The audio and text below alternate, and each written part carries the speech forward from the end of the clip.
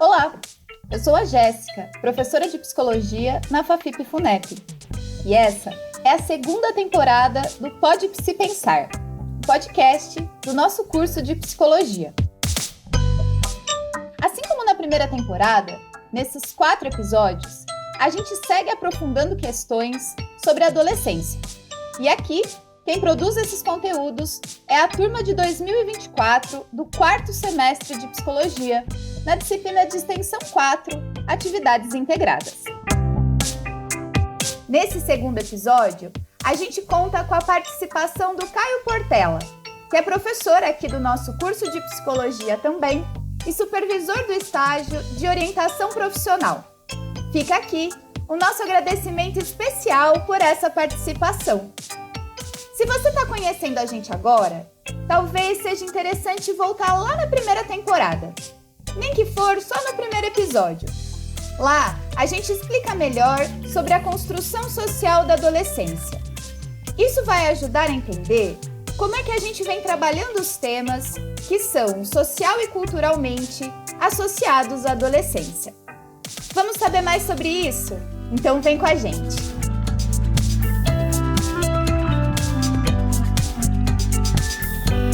Oi pessoal, tudo bem? No episódio de hoje vamos falar sobre orientação profissional e adolescência. Eu sou a Beatriz, estudante do 4º semestre de Psicologia. E antes de qualquer coisa, preciso dizer que orientação profissional, ou OP, é um conjunto de intervenções feitas junto com o sujeito, para que ele entenda o processo de decisão, que envolve inúmeros fatores sociais, econômicos e, enfim, ajudando na perspectiva futura das consequências dessas decisões, que envolvem também nosso projeto de vida. Para iniciarmos nossas reflexões sobre esse assunto, vamos ouvir um breve relato de experiência do nosso professor Caio. Bom, a orientação profissional ela pode desempenhar um papel muito importante na vida dos jovens que vão fazer, que estão nesse momento de escolha profissional. Isso ampliando a sua compreensão sobre esse próprio processo que eles estão inseridos,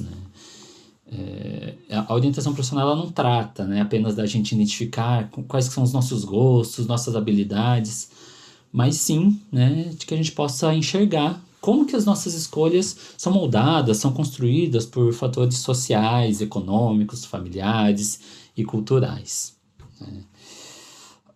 E daí é bom ressaltar que a orientação profissional, que aqui a gente pode abreviar para OP, para facilitar, e especialmente, que eu vou falar a partir da abordagem que eu trabalho, que é a abordagem sócio-histórica, ela não tem como objetivo ajudar o adolescente a descobrir a sua verdadeira vocação, que é algo muito presente no senso comum, essa descoberta da vocação interior de cada um.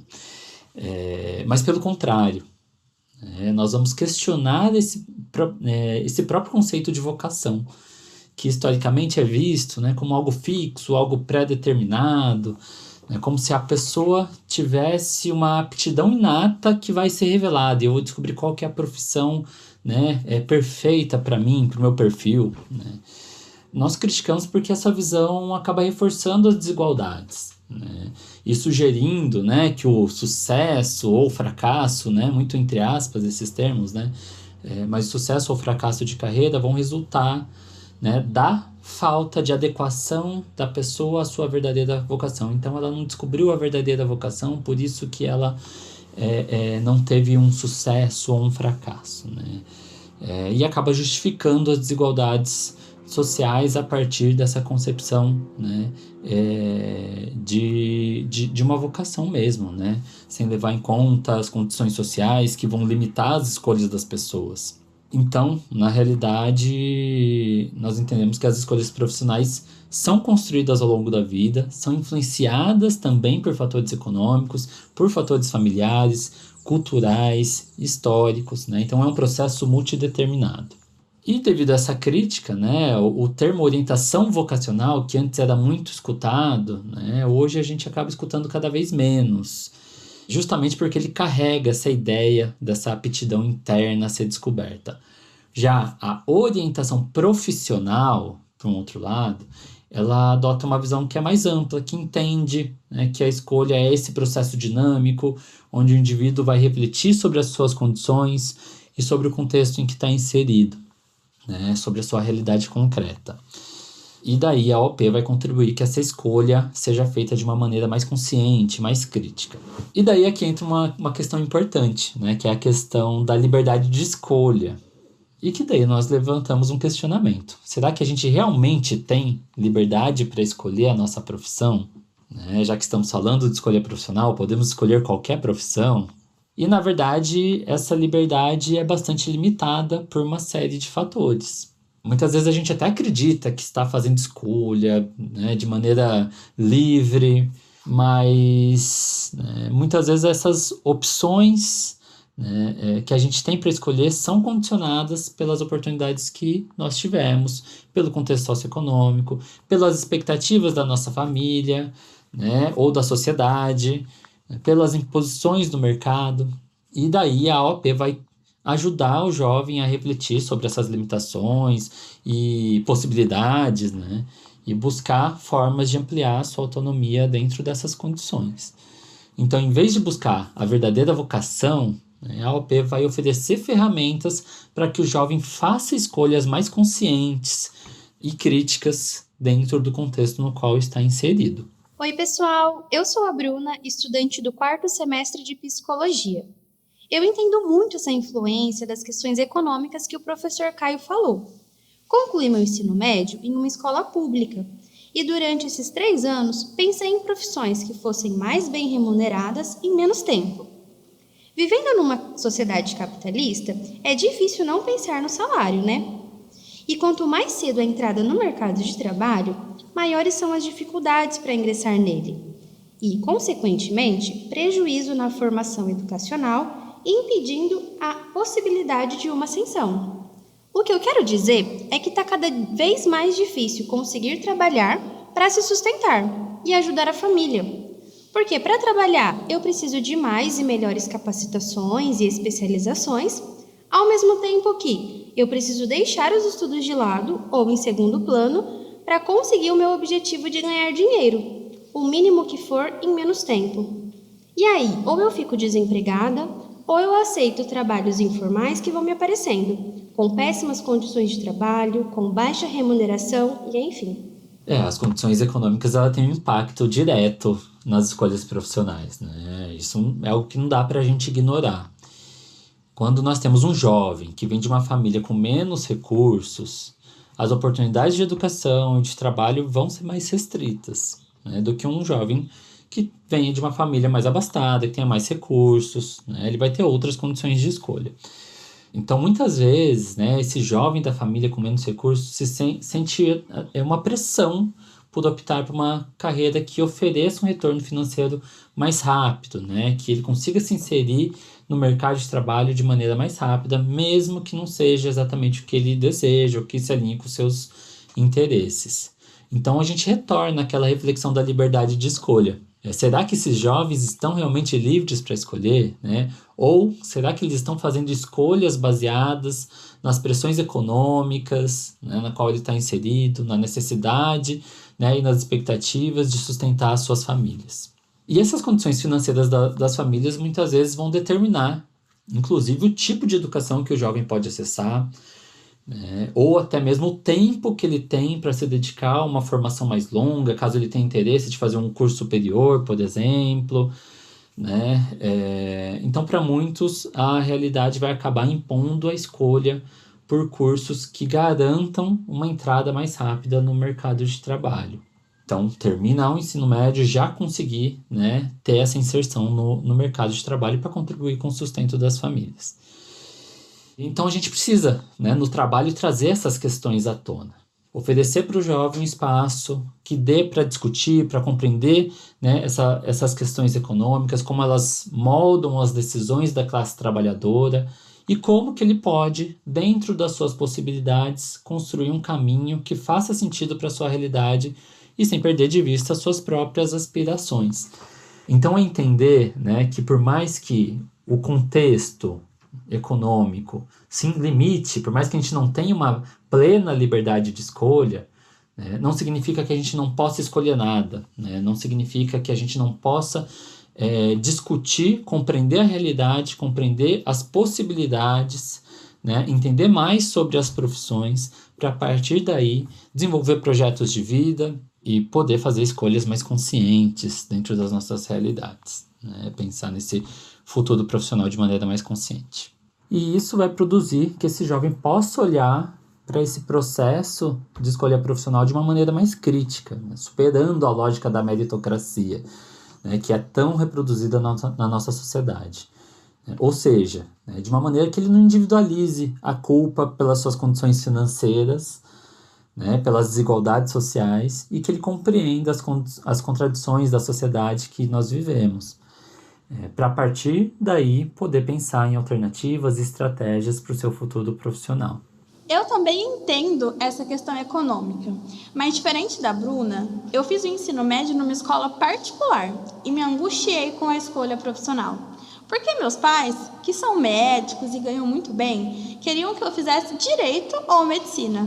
Planejavam que eu fosse morar fora, talvez com o intuito de que eu seguisse a tradição de fazer medicina ou simplesmente mantivessem o padrão de salários altos. E eu tinha condições financeiras para viver essas expectativas, mas eu queria ficar na cidade e estudar psicologia. Ouvi muito dos meus pais que sonhos não pagam contas e demorei para tomar minha decisão. E eu também sofri com questões de gênero, porque eu ouvia muito que mulher é para isso mesmo, conversar e dar conselho. Como se as profissões do cuidado fossem destinadas somente às mulheres. As questões de gênero, elas produzem sim, né, impactos, né, influências e determinações na forma como as escolhas profissionais ocorrem, né, e isso acontece desde cedo. Os meninos e as meninas, eles são socializados de maneiras diferentes. Isso lá, desde quando se iniciam as brincadeiras, né? O que é incentivado, o menino brincar, as meninas brincar, e aí são as formas como eles vão se apropriando, né, desse mundo exterior, das atividades que os adultos realizam, né?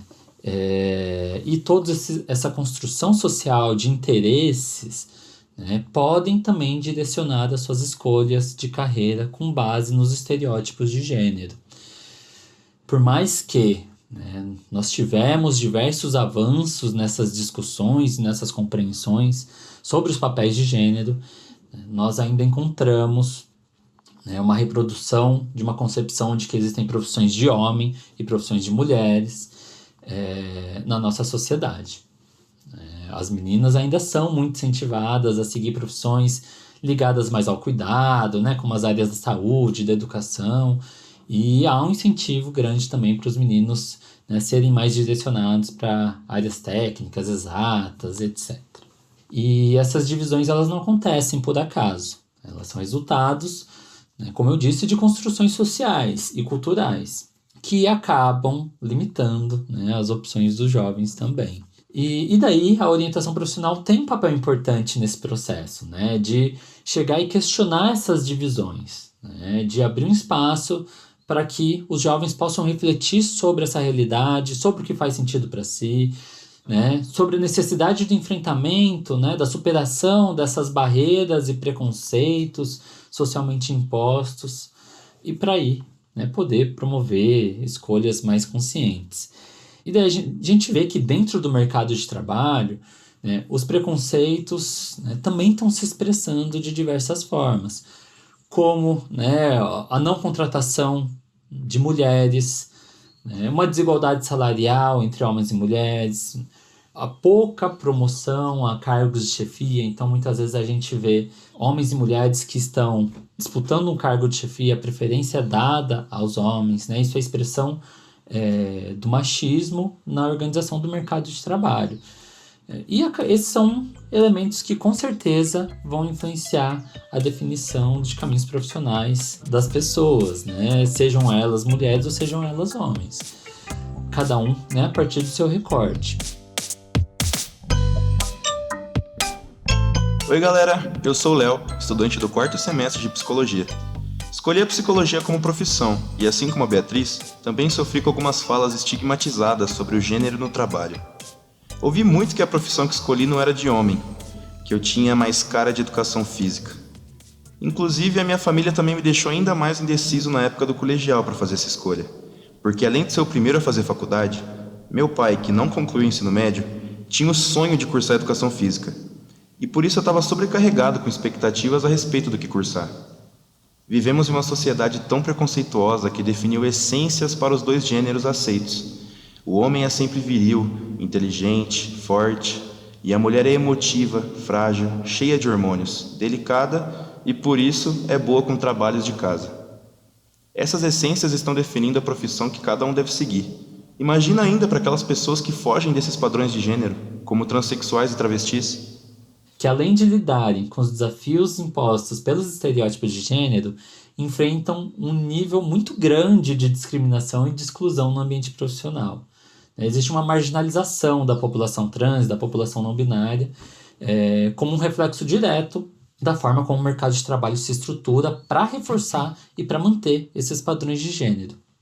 Então, muitas vezes, essa população encontra dificuldade para acessar empregos formais, seja por falta de oportunidades, pelo preconceito direto durante os processos seletivos, ou mesmo nas próprias relações cotidianas de trabalho.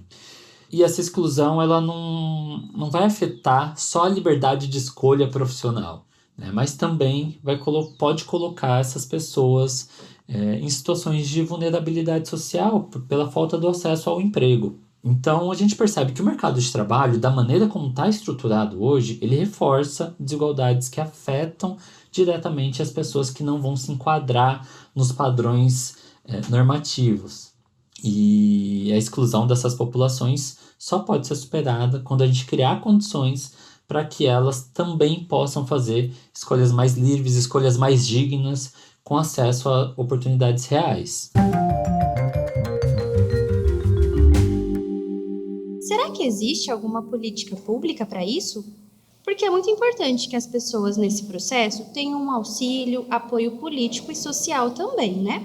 Eu concordo. Além de auxiliar, é importante também que geram ações de enfrentamento, que compartilhem informações e conscientização sobre isso que estamos conversando. Aproveitando que estamos falando de gênero, já pensaram sobre como a menstruação também afeta nesse processo? E vale lembrar que existem corpos que menstruam e isso não se resume ao gênero feminino socialmente aceito. Ah, disso eu sei. Tem um projeto do governo federal chamado Dignidade Menstrual, que promove a saúde de quem menstrua, gerando oportunidades e garantindo outros direitos dessas pessoas. Eles ofertam absorventes de forma gratuita e conscientizam seus usuários de que esse processo de menstruar é um fenômeno natural. Nossa, Bru, isso é muito legal. Acho que uma das coisas mais importantes desse projeto é levar informações a quem precisa, né?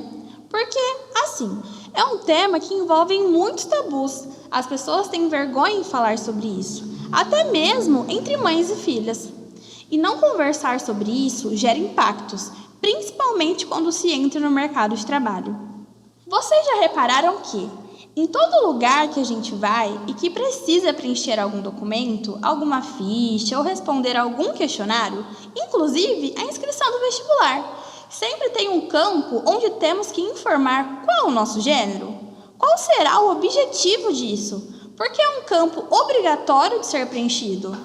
Olha, eu fiz uma pesquisa aqui e apareceu que, no Brasil, 1 em cada 4 meninas falta à escola durante o período menstrual. E 4 milhões de pessoas sofrem com pelo menos uma privação de higiene nas escolas. Acesso a absorventes, instalações básicas como banheiros e sabonetes. E apenas 20% dessas meninas se sentiam bem informadas quando menstruaram pela primeira vez. Gente, isso é muito preocupante. Parando para pensar nesses dados, tudo faz sentido. Se a menstruação acontece uma vez por mês e muitas adolescentes faltam na escola quando estão nesse período, é óbvio que elas perdem muito conteúdo e talvez fiquem atrasadas em relação ao resto da turma, podendo até reprovar por falta. Se você não tiver uma boa qualidade de ensino, vai ser muito difícil se especializar para conseguir um emprego. E o que vai sobrar serão os empregos informais, que pagam mal e que têm péssimas condições. E é aqui que a desigualdade aparece, com salários menores para mulheres, com a maior parte dos cargos importantes sendo compostos por homens. Pois é, existem algumas políticas públicas que devem ser revistas para que alcancem as famílias em situação de vulnerabilidade.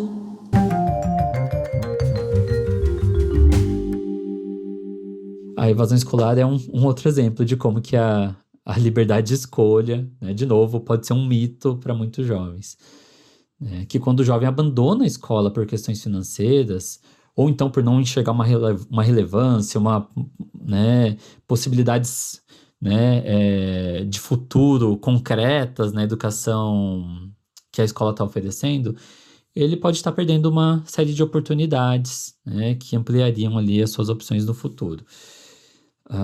Então a sociedade capitalista, com todas as suas desigualdades, acaba perpetuando esse ciclo de exclusão e empurrando muitos jovens para fora do sistema educacional. E daí, mais uma vez, quando a gente traz de novo esse questionamento da ideia de liberdade de escolha, agora relacionado à evasão escolar, a gente está questionando se esses jovens têm realmente a opção de continuar estudando, se eles puderam escolher isso, Ou será que as condições que eles vivem acabaram obrigando eles a abandonar a escola para sobreviver?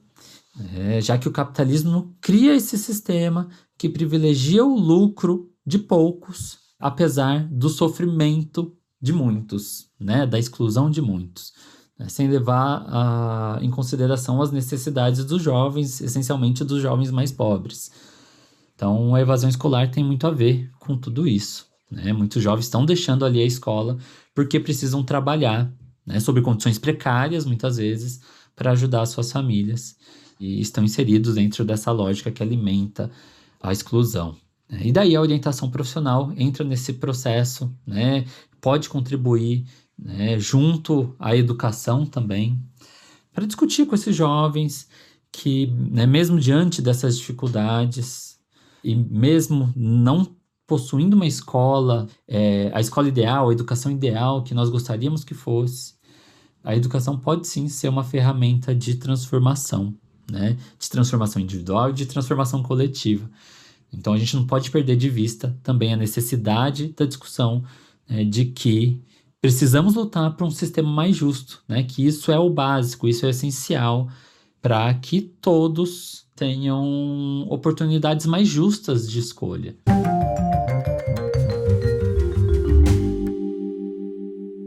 Meus pais também não terminaram a escola. Trabalham em empregos informais, com péssimas condições, salários baixos. Isso tudo porque, ainda mais hoje, para ingressar no mercado de trabalho, está cada vez mais urgente a capacitação e especialização.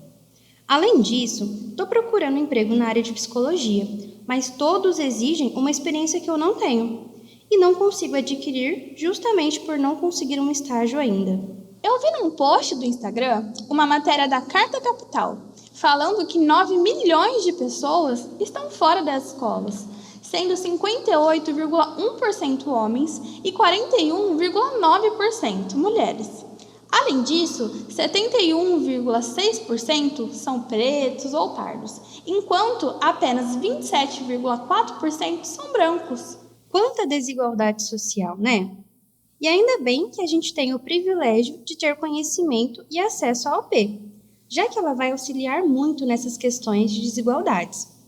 Além disso, é um espaço acolhedor e seguro, onde a gente pode expressar nossas dúvidas, nossas angústias e nossos sentimentos em relação à escolha de profissões, que é também, de certa forma, a escolha do nosso futuro, né? Eu vi uma reportagem na TV que existe um programa do governo de incentivo financeiro educacional para os jovens que estão cursando o ensino médio.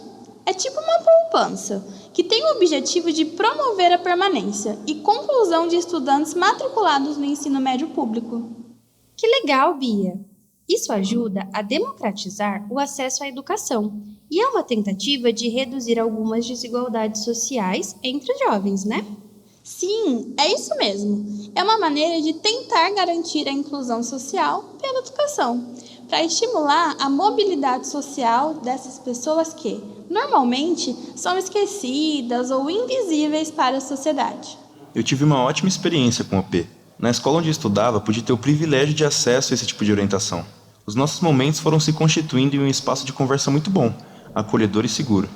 Eu me senti super à vontade de desabafar sobre minhas questões emocionais e também tirar dúvidas a respeito dos cursos de graduação que eu queria fazer do mercado de trabalho. Eu também tive uma boa experiência. Paguei algumas sessões para um psicólogo com o intuito de obter essa orientação profissional. E nesse processo, entendi o quão importante e difícil é o processo de escolha e que nossas questões não são frescura ou uma maneira de chamar a atenção. Acho que por sermos novos demais, quando entramos nesse período, é muito difícil construir um projeto de vida ou estruturar algumas perspectivas para o futuro, né? Eu já não tive esse privilégio, mas eu consegui encontrar em alguns professores esse lugar de desabafo. E hoje, estudando todo esse processo de adolescência e orientação profissional, eu entendi a dimensão desse assunto e a importância de termos um suporte na hora de fazer essa escolha. Gente, vocês já leram um texto de psicologia sócio-histórica que a Progéssica postou no Class semana passada? Ele é muito bom, fala dos eixos da OP. Vocês sabem quais são? Eu ainda não terminei de ler, mas já passei da parte em que fala do primeiro eixo. O objetivo é estimular a reflexão sobre os fatores que influenciam essa escolha, tipo a relação com a família, o mercado de trabalho, os meios de comunicação e, claro, como as questões sociais, culturais, econômicas e políticas também influenciam nessa decisão. Sim, é isso mesmo, Bru. O segundo eixo fala sobre o trabalho, que é influenciado por todas essas questões que você falou. Só que também precisamos entender que essa escolha vai além de fazer o que gosta, vai além de cursar a faculdade, porque envolve o mercado de trabalho como um todo. Então, teremos que lidar com coisas que não gostamos, tipo a competitividade, a falta de valorização do nosso trabalho, as desigualdades salariais e tantas outras coisas. Nossa, nem me fale, Bia. O capitalismo vai influenciar demais nesse processo também, né? A gente ganha pouco, mas viver tá muito caro. A gente trabalha muito, mas não consegue se aposentar. Isso vai afetar muito a nossa saúde também. E sem ela, não é possível desempenhar um bom trabalho. O último eixo é muito importante para que a gente consiga pensar nesse processo. Ele fala sobre informação profissional e autoconhecimento.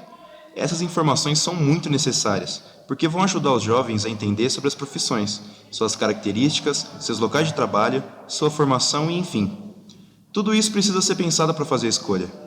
O autoconhecimento vai ser desenvolvido durante todo o processo de OP, sendo um momento de reflexão sobre si mesmo.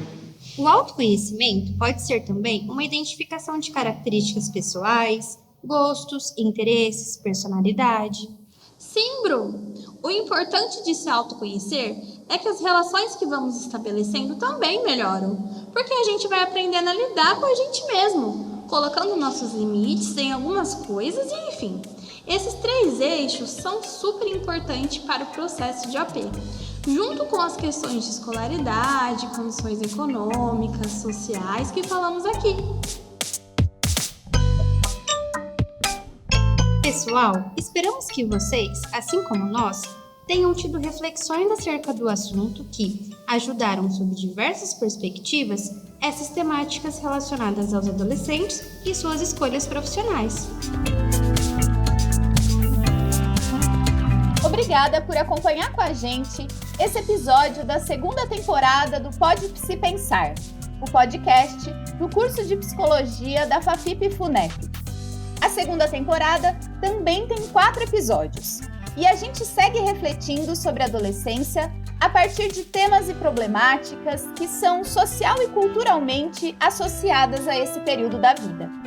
Ah, e essa 2ª temporada conta com a edição de áudio do Lucas Stefanuto. Continue acompanhando com a gente e, se tiver um tempinho, responda a nossa avaliação ou nos conte sobre o que você está achando dessa temporada. Nós nos encontramos no próximo episódio. Até lá!